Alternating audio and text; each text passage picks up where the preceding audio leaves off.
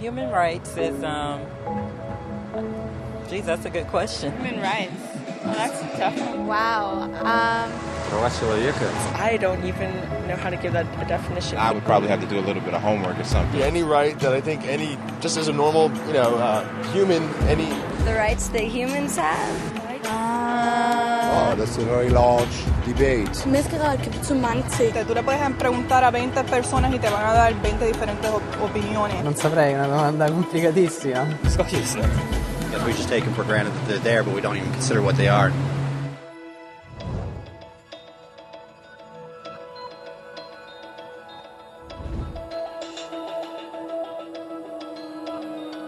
Los derechos humanos son los derechos que simplemente tienes por el hecho de ser humano. Es la forma en que instintivamente esperas que se te trate y el trato que mereces como persona, como el derecho a vivir en libertad, a expresar tus pensamientos y a ser tratado con igualdad. Hay muchos tipos de derechos. La mayoría es aplicable a ciertos grupos. Pero los derechos humanos son los únicos que corresponden absolutamente a todos, en todas partes. Significan niños, personas mayores, gente pobre, basquetbolistas, recolectores de basura, cantantes de rap, maestros africanos, indios, albanos, cristianos, musulmanes, cabalistas, ateos, tu mamá, tu papá, el vecino y tú mismo. Todos tienen exactamente los mismos derechos humanos.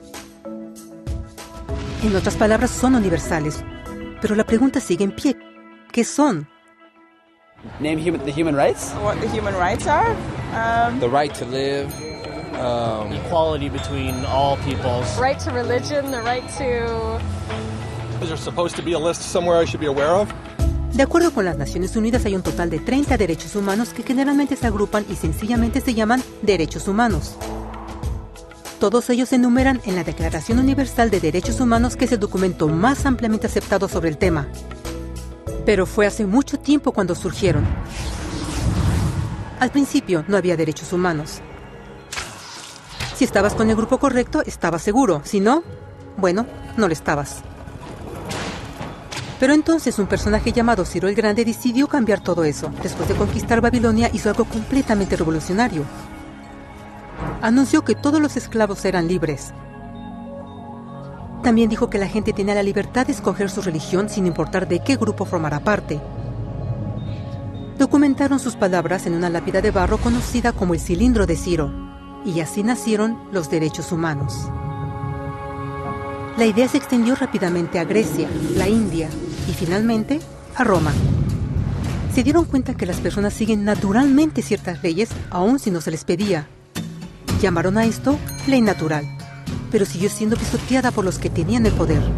No fue sino hasta 1000 años después, en Inglaterra, donde finalmente lograron que el rey aceptara que nadie podía invalidar los derechos de las personas, ni siquiera el rey. Los derechos de las personas fueron finalmente reconocidos y ahora estaban protegidos de quienes estaban en el poder, hasta cierto punto. Aún se necesitó que un grupo de rebeldes británicos declararan su independencia antes de que el rey aceptara que todos los hombres fueron creados iguales.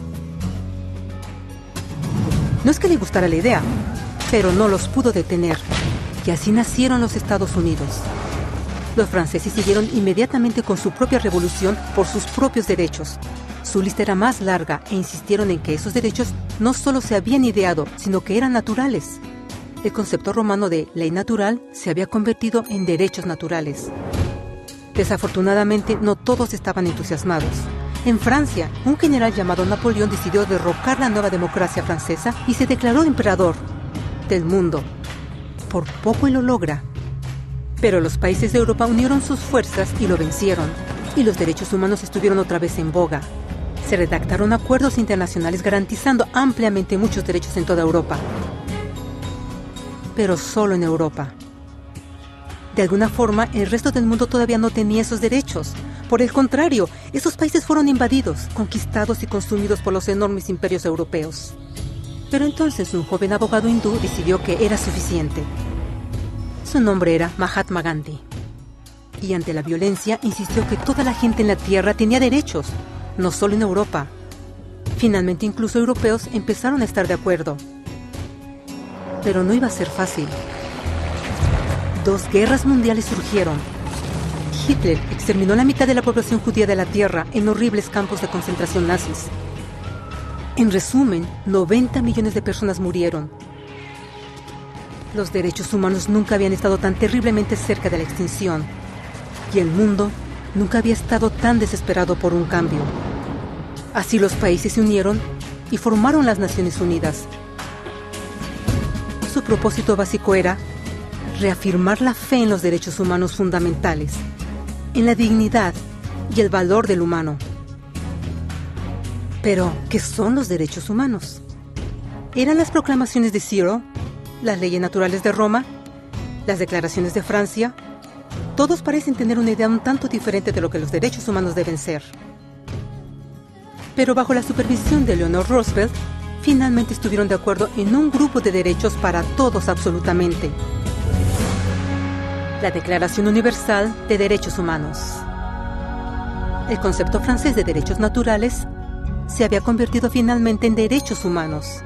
Así, en resumen, primero solo unas cuantas personas con suerte tenían algunos derechos, hasta que una de estas personas decidió, oye, otras personas también deberían tener algunos derechos, lo cual fue grandioso, excepto que no todos estuvieron de acuerdo, y solo costó unos cuantos miles de años de lucha, declaraciones y más lucha hasta que todos finalmente aceptaron que los derechos humanos deberían ser para todos, y vivieron felices por siempre. Excepto por un pequeño problema. Si la gente tiene el derecho a alimentación y cobijo, ¿por qué 16,000 niños están muriendo de hambre cada día?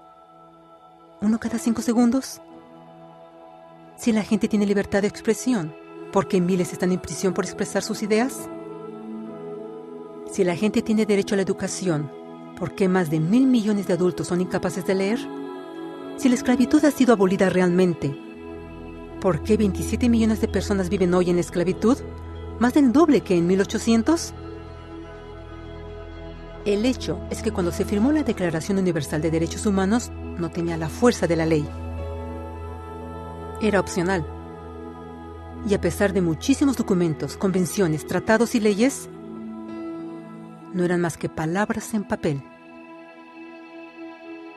Así que la cuestión es, ¿quién hará que esas palabras sean una realidad?